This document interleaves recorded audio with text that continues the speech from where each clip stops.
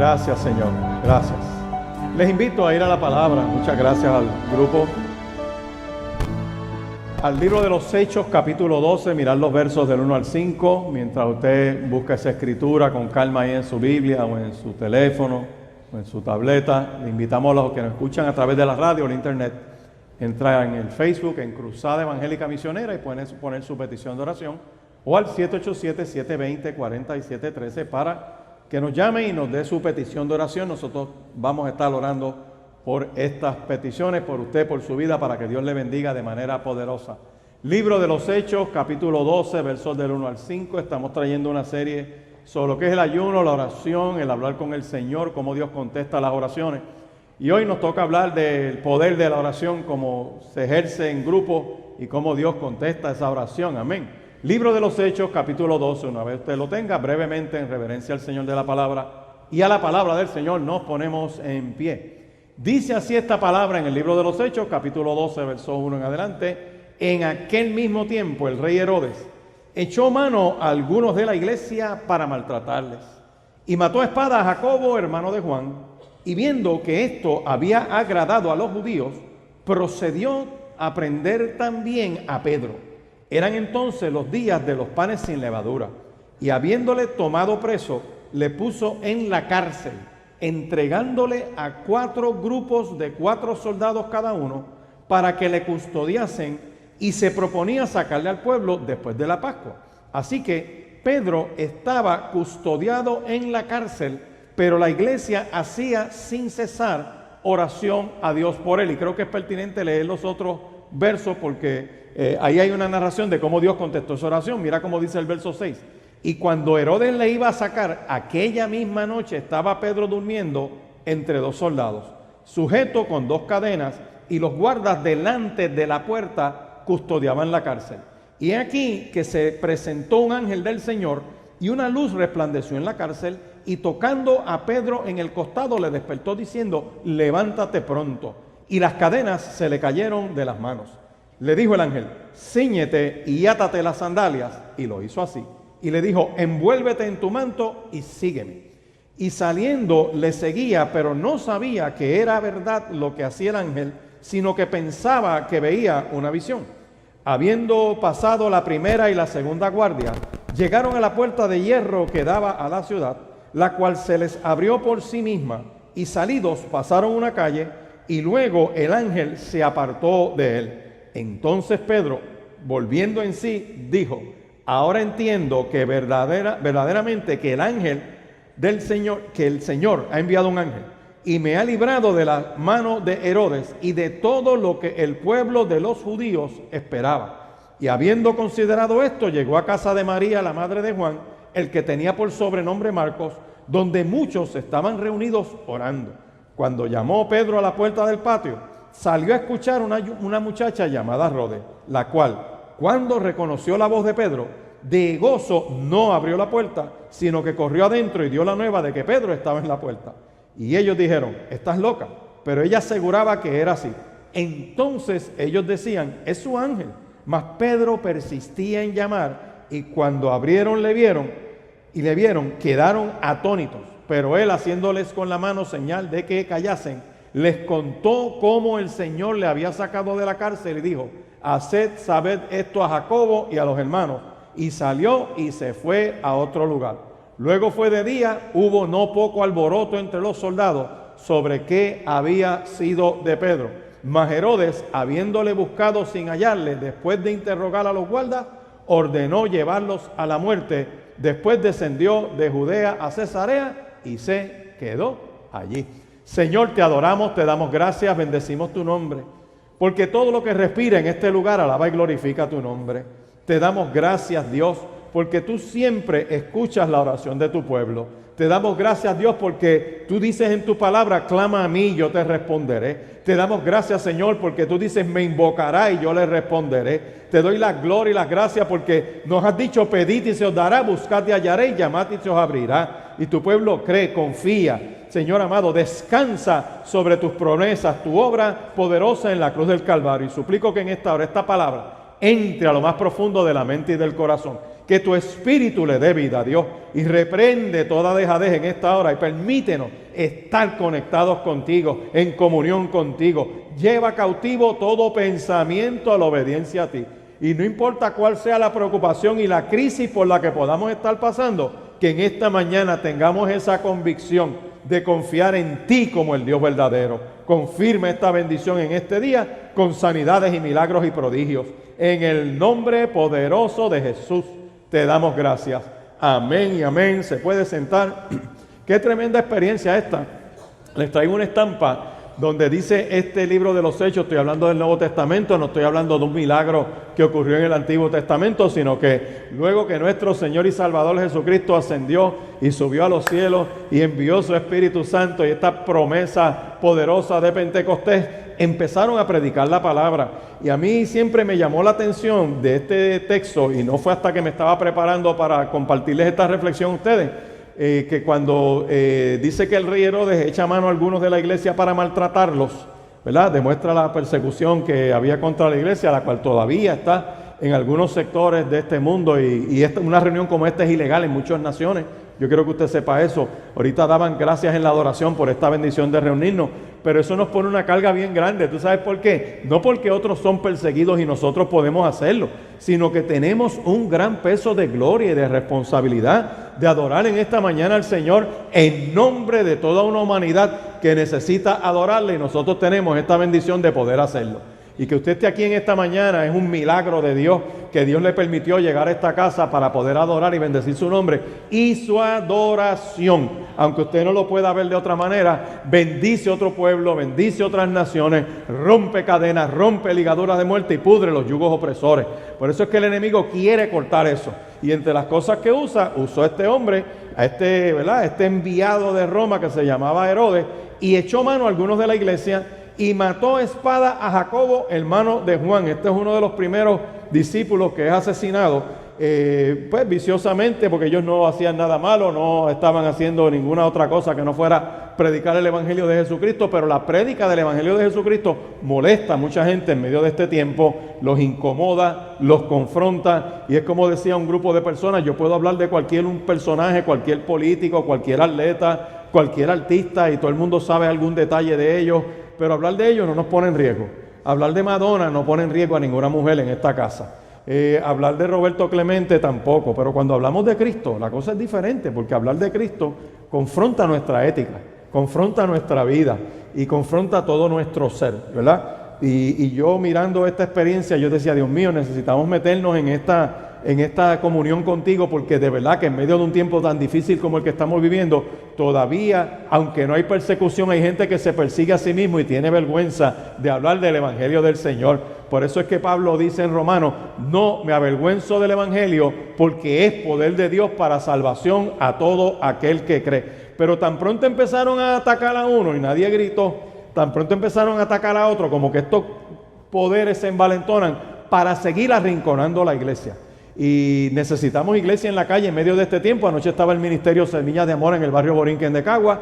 Dice: pastor, estábamos ministrando la palabra del Señor allí, y aunque no había persecución, hubo que negociar con el dueño del punto de aquel lugar para que nos permitieran dar el culto. Así que desde el día antes tuvieron que pedirle permiso, no al gobierno, al mundo criminal organizado que hay en Puerto Rico, para poder darle ese culto, y les permitieron darle ese culto.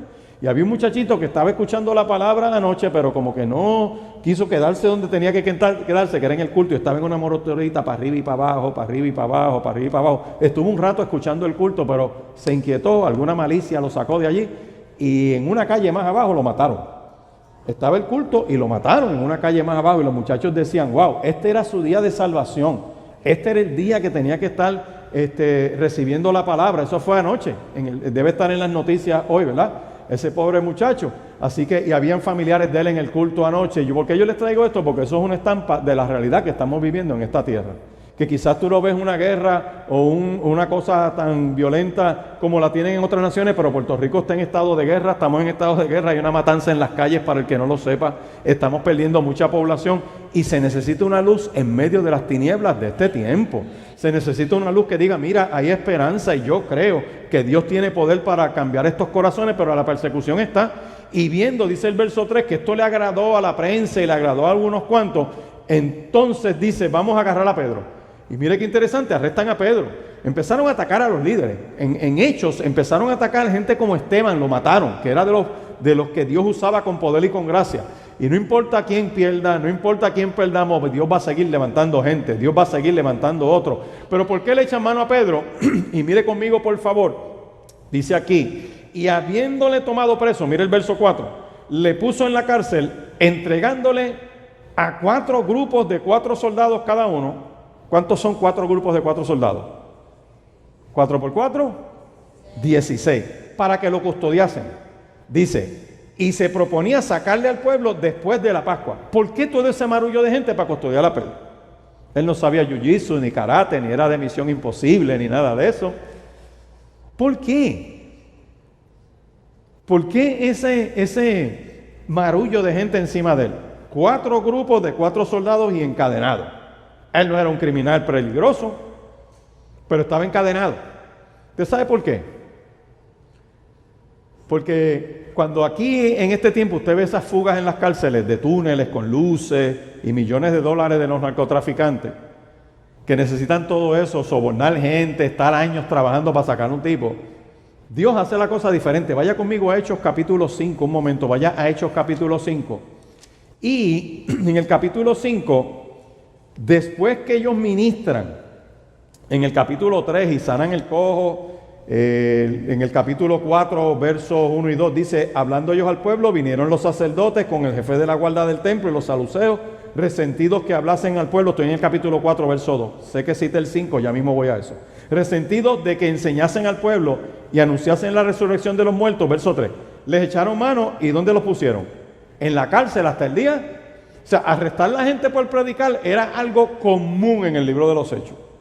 Y nosotros gritamos cuando no nos prestan una plaza, pero estos tipos sufrían un montón. Ahora vaya al capítulo 5, verso 17. Después que ellos tenían un ministerio poderoso, mire el verso 12, hacían señales, prodigios en el pueblo, estaban unánimes en el pórtico de Salomón. Los demás, ninguno se atrevía a juntarse con ellos, mas el pueblo los alababa grandemente. Los que creían en el Señor aumentaban más, tanto el número de hombres como de mujeres. Mire el verso 15, tanto que sacaban a los enfermos a las calles, los ponían en las camas y en los lechos para que al pasar Pedro por lo menos su sombra cayese sobre ellos. Y aún en las ciudades vecinas muchos venían a Jerusalén trayendo a los enfermos atormentados de espíritus inmundos, y todos eran ¿qué? Sanados. ¿Tú sabes lo que es eso? Que tú lleves tu paciente, tu pariente que te lo desahuciaron, los médicos dijeron, la ciencia llega hasta aquí, no podemos hacer nada. Eso todavía en el siglo XX ocurre, que la ciencia dice, mira, llegamos hasta este punto, aquí no hay más nada, le hemos metido todo esto. Nosotros tenemos el hermano de Martita que estaba entubado el otro día, lo desahuciaron, le dijeron, quiten las máquinas, que este tipo no va para ningún lado, y le quitaron las máquinas. Y el hombre siguió respirando. Y después se sentó en la cama. Y después dijo, tengo hambre.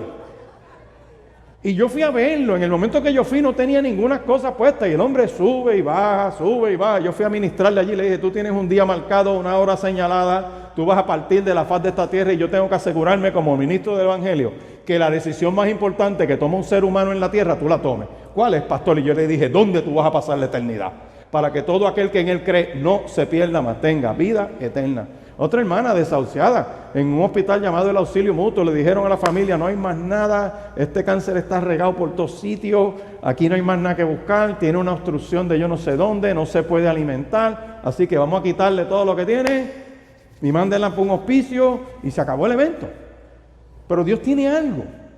Fue un grupo oral, se le habló una palabra, tiene promesa, había un sueño, alguien leyó la Biblia dice que Dios sana al enfermo, la persona dice, Dios, dame confirmación, vuelve y le meten otro pasaje de sanidad, y me preguntan a mí, pastor, ¿qué significa esto? Bueno, yo no interpreto sueños, pero usando la palabra para interpretar, porque eso es lo bueno de la palabra. Cuando Faraón le contó a José el sueño de las espigas y las vacas, la sentencia que da José le dice, no son dos sueños, es uno mismo. Es un mismo sueño. Dios te está confirmando lo que va a hacer. Y no importa lo que tú veas, no importa lo que tú estés pasando. Cuando tú tienes una palabra de Dios sobre tu vida, algo poderoso tiene que pasar. Esta hermana, de momento, ya desahuciada, con un cáncer regado, donde no hay más nada que hacer, donde no se puede alimentar, se estaba alimentando por una avena, una cosa de esa. Le dijeron, aquí no hay más nada que hacer. De momento empiezan otra vez, que la ven que no se acaba de morir, ve que no se sigue deteriorando más, que se queda como estable, y de momento empiezan a chequearlo otra vez y dice, adiós, la obstrucción desapareció. Y él dice, yo tengo hambre, y empezó a comer. Así que ya no se está alimentando por donde se estaba alimentando, la obstrucción ha desaparecido, y Dios está obrando. Y yo creo que Dios la levanta de aquel lugar en el nombre de Jesús. Y es mi fe que usted la ve aquí, darle un testimonio y va a venir en algún momento. ¿Por qué? Porque cuando Dios te da una promesa, esa promesa de Dios sobre tu vida se va a dar no importa qué. Amén. Ahora, este hombre lo arrestan, que ustedes vieron que era lo que estaban haciendo. Vieron Hechos capítulo 4. Vieron Hechos capítulo 4, en donde, versos capítulo 5 del 12 al 16. Socialmente estos tipos eran una bendición para esa ciudad. Porque los que no podían los hospitales atenderlos, Dios los sanaba en la calle. Amén. Gente que está endemoniada, fundida, y aquí yo quiero explicar esto. Están los que están endemoniados como el gadareno, que tienen al diablo por dentro. Están los que trabajan para el diablo, que no están endemoniados, pero son unos bandidos. Y están los de la poca vergüenza, que tampoco están endemoniados y les gusta la poca vergüenza. Son tres cosas, pero para llegar a estar endemoniado hay que empezar en la poca vergüenza. Para pasar entonces a trabajar para el diablo y termina endemoniado. Eso es lo que dice la Escritura. Por eso es que hay que dejar la poca vergüenza. Mira un momento al que está al lado tuyo y dile, vamos a salir de la poca vergüenza. Díselo, vamos a salir de la poca vergüenza ya, en el nombre de Jesús. Amén. Ahora, mire qué interesante. Vaya al verso 17 ahora de Hechos 5, porque le estoy explicando por qué razón este hombre está encadenado y le meten 16 guardias encima. Mira lo que dice ahí. Entonces, levantándose el sumo sacerdote y todos los que estaban con él, esto es, la secta de los saduceos, se llenaron de celo. Se molestaron porque Dios estaba usando con poder este grupo. Y echaron mano a los apóstoles y los pusieron, ¿dónde? ¿En dónde los pusieron? En la cárcel pública. Parece que habían cárceles privadas, pero ahí dice cárcel pública. Dice, mas un ángel del Señor, abriendo de noche las puertas de la cárcel y sacándolos, dijo, id y puestos en pie en el templo, anunciad al pueblo todas las palabras de esta vida. Habiendo oído esto, entraron de mañana en el templo y enseñaban. Entre tanto vinieron el sumo sacerdote y los que estaban con él, convocaron al concilio. Todos los ancianos de los hijos de Israel enviaron a la cárcel para que fuesen traídos. O sea, están presos esperando un juicio por la mañana. Y por la mañana organizan todo el tribunal, tienen el jurado y le dicen, vayan y busquen estos tipos a la cárcel. Y llega la guaguita de corrección, que usted ve por ahí, a buscarlo. Y cuando llegan a la cárcel, dice aquí, verso 22, pero cuando llegaron los alguaciles, no los hallaron en la cárcel. Y volvieron al tribunal y dieron aviso diciendo, bueno, la cárcel la encontramos cerrada con toda seguridad. Y los guardias afuera de pie ante las puertas, mas cuando abrimos a nadie hallamos adentro. Amén.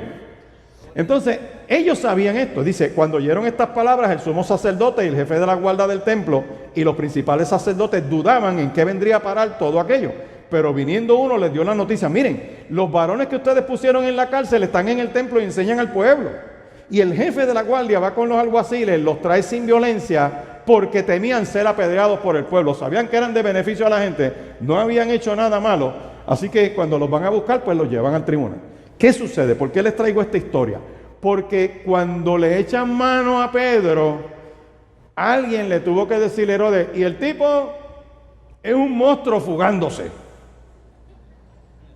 No habrá un túnel como los narcos de ahora. Los que son de un tiempo para atrás se acuerdan de un personaje que había en Puerto Rico que se fugaba de los presidios. Cada vez que lo agarraban le decían palomilla. Y el tipo se fugaba y era un monstruo fugándose y se fugaba y se fugaba. Y en Puerto Rico hubo una época que las fugas eran espectaculares, pero ya eran por otras razones, no por el talento del preso, sino por la corrupción que había en los presidios, y todavía ocurren esos problemas. Pero desde adentro, con toda la guardia allí, no había un solo testigo, no sobornaron a nadie, Dios los sacó de allí, Dios les mandó un ángel.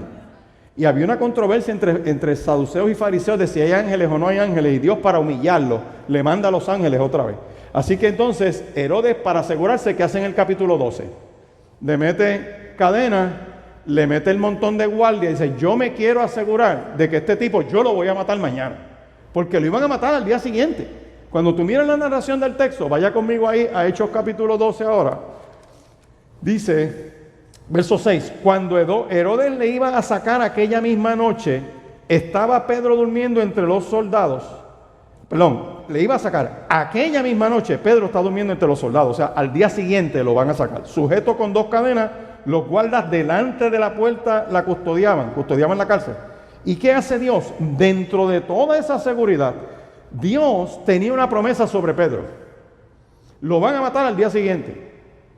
Pero él, cuando tú miras el texto, sigues leyendo, te vas a dar cuenta que él estaba, ¿cómo dice el verso 6? ¿Cómo estaba?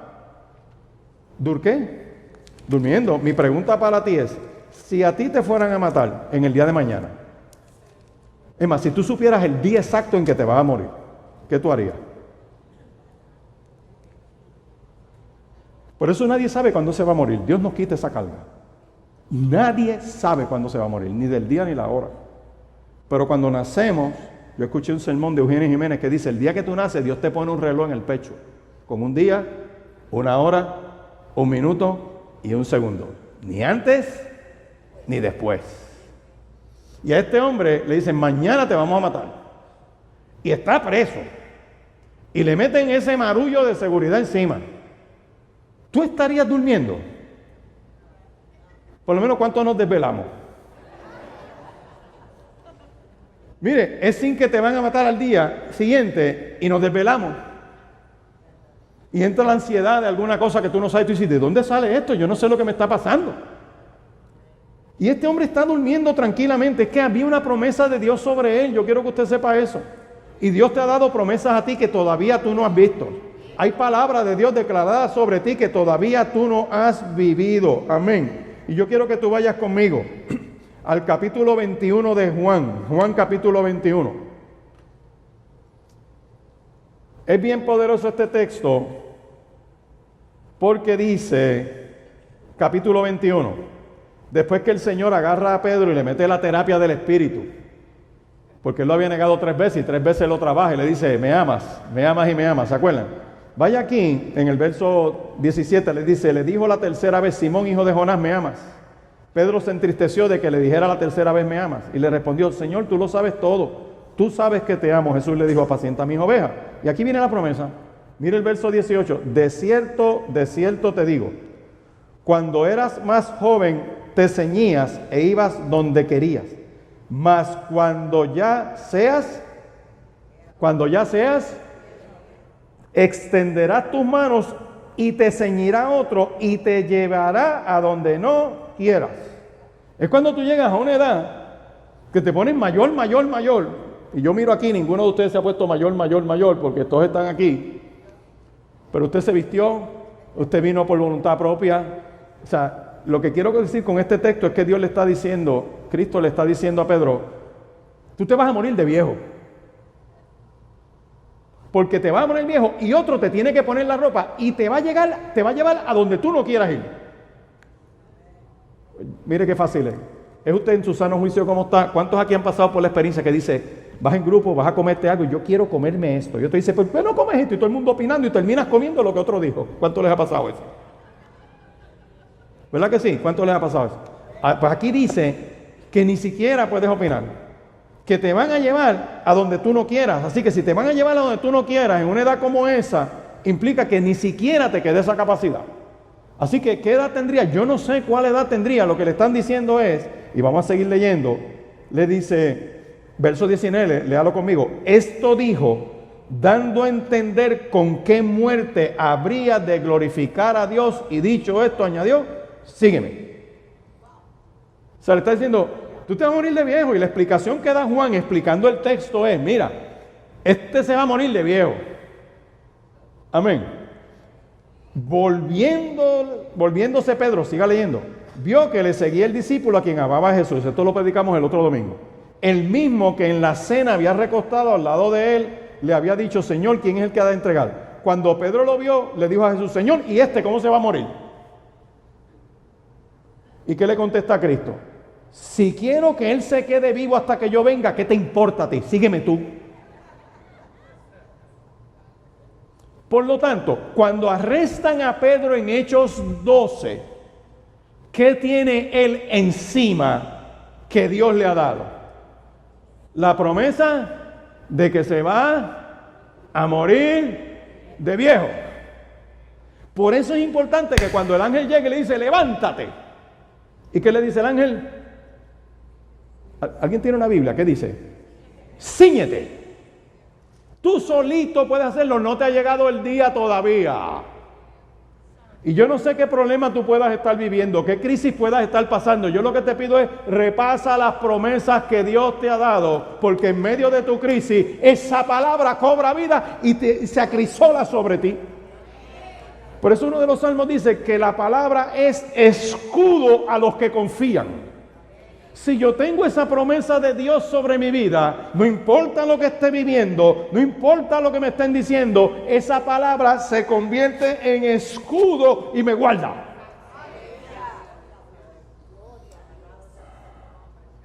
Ponte las manos en el corazón. Dile, miedo te vas de mi vida. Díselo, dile, miedo te vas de mi vida. Angustia te vas de mi corazón. Dilo, yo tengo promesa de Dios. Dile, yo tengo promesa de Dios.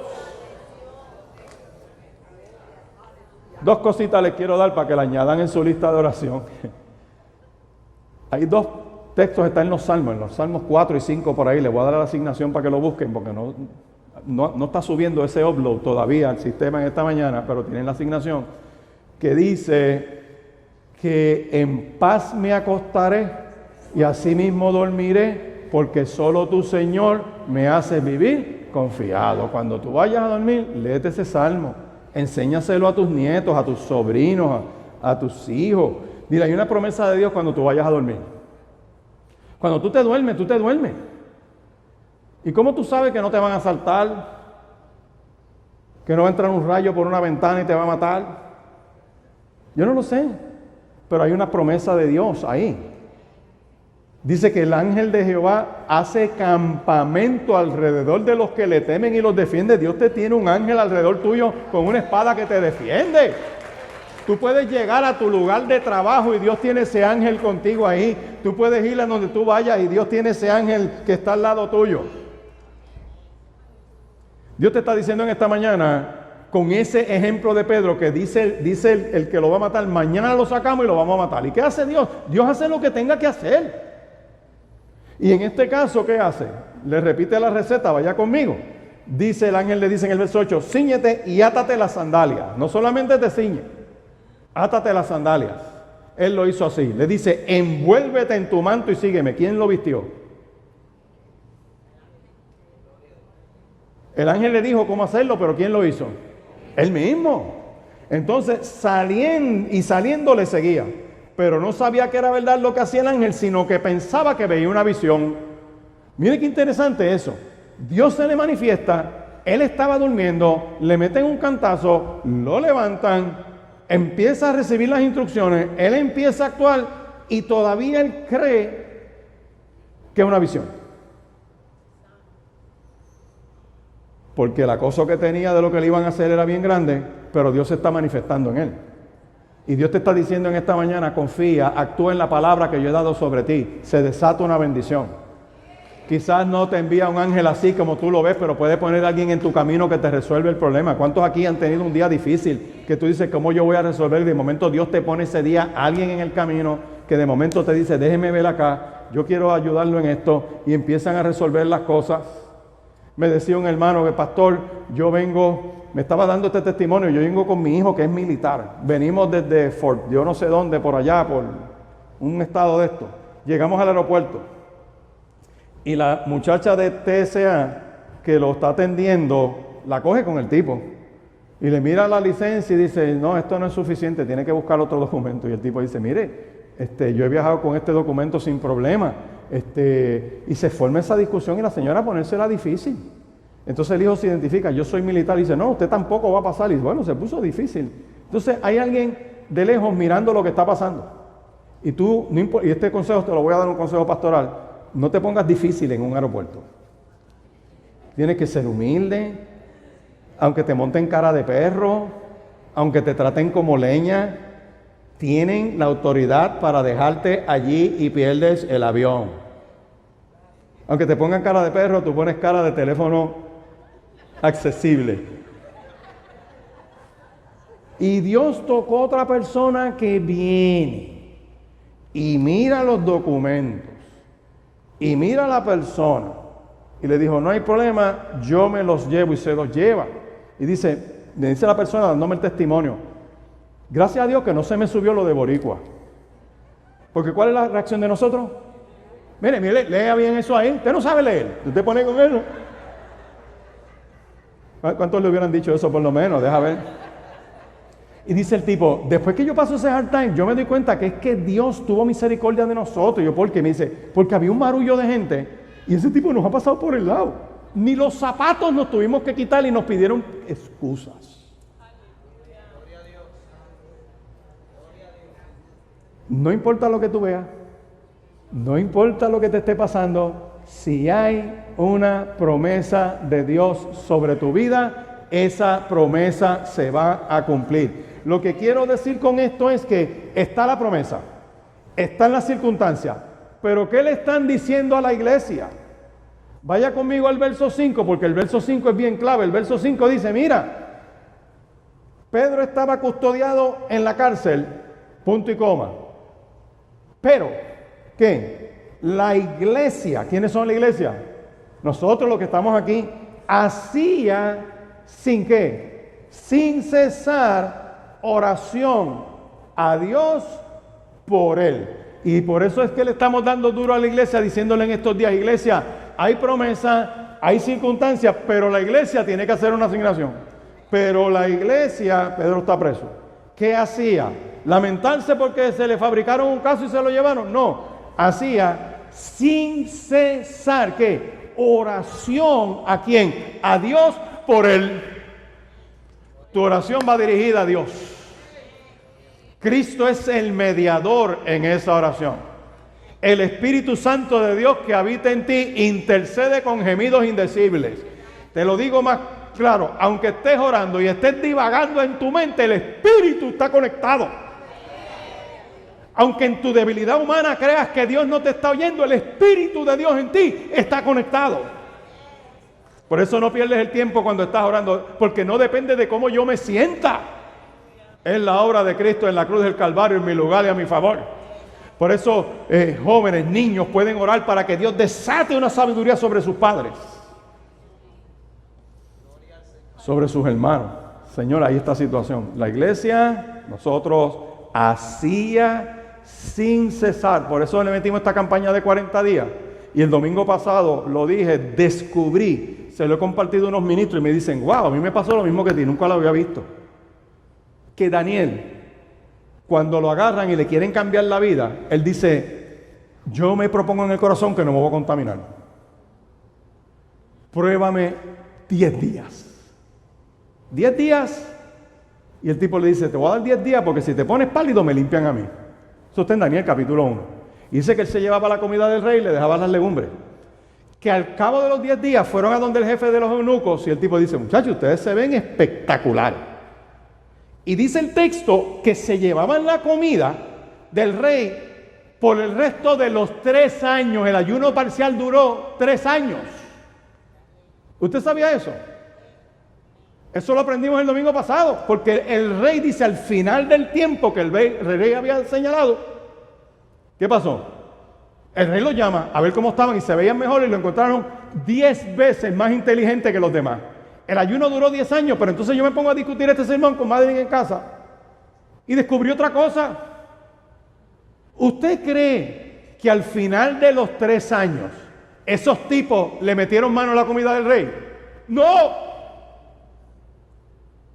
Por lo tanto, lo que empezó como una prueba de 10 días, que se transforma en un examen de 3 años, se convierte en un estilo de vida, porque después de eso tú te vuelves loco y apruebas una estatua y me quieres matar si no me inclino a ella. Si tú crees que yo debo adorarte a ti, no lo hago, viene el horno de fuego, después viene la mano en la pared, y para vivir todas esas instancias tiene que ser un estilo de vida el estar conectado. Por eso es que la iglesia hacía sin cesar oración a Dios por él.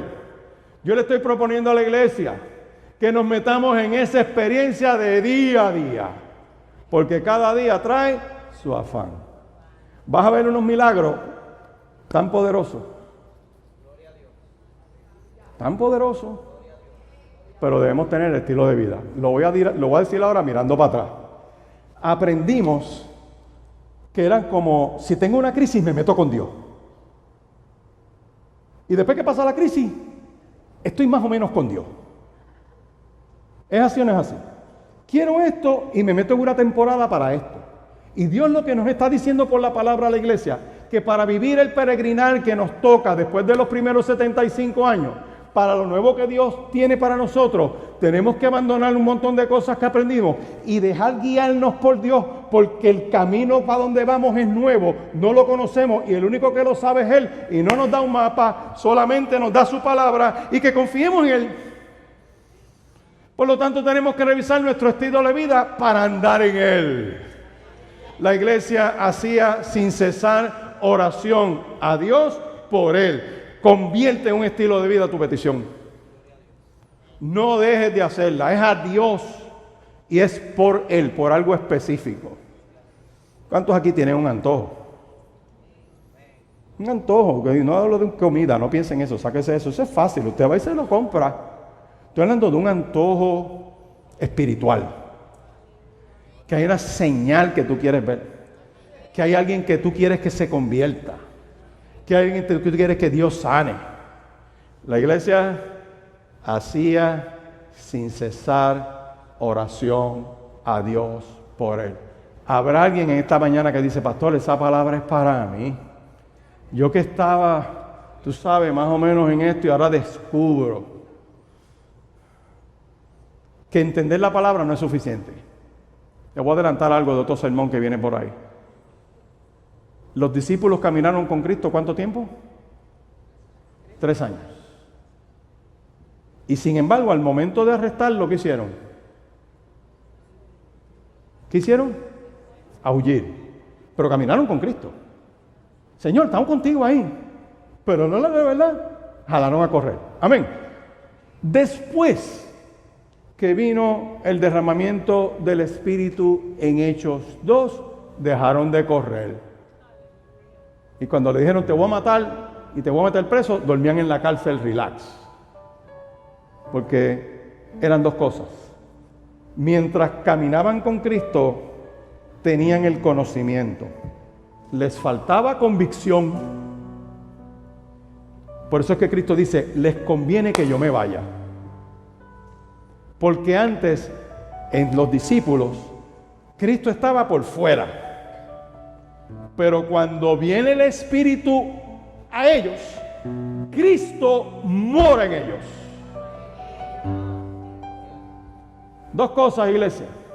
No basta conocer palabra, no basta aprender palabra, hay que recibir a Cristo y tenerlo dentro. Si eres templo del Espíritu Santo de Dios, tiene que haber una manifestación de poder sobre nuestra vida. Habrá alguien en esta mañana que dice, ese soy yo, esa soy yo necesito.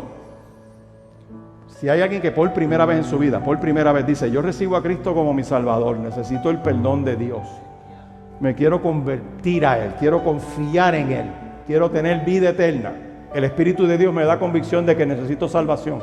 Si esa persona que por primera vez en su vida acepta a Cristo como su único y eterno Salvador, póngase en pie, yo tengo que hacer una oración por usted. ¿Habrá alguien que dice, pastor, ese soy yo, Dios te bendiga, varón, qué bueno, pasa aquí al frente un momento, ven acá, quiero orar por ti? ¿Habrá alguien más que dice, por primera vez en mi vida recibo a Cristo como mi único y eterno Salvador?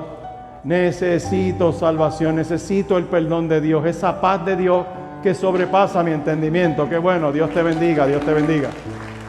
Amén, qué bueno. Dios te bendiga, qué bendición, qué bueno, me gozo. Qué bueno, Señor Jesús, me entrego a ti, me entrego totalmente a ti, eso es. Reconozco que necesito de ti en esta hora. Escuche bien este segundo llamado ahora. Habrá alguien que diga, wow, pastor,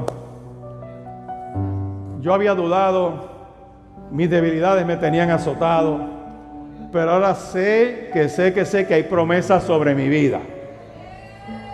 Y no me voy a rendir. No importa lo que yo vea, no importa lo que esté viviendo, como Pedro, sé que tengo promesas sobre mí y yo en esta hora voy a confiar en esa provisión de Dios.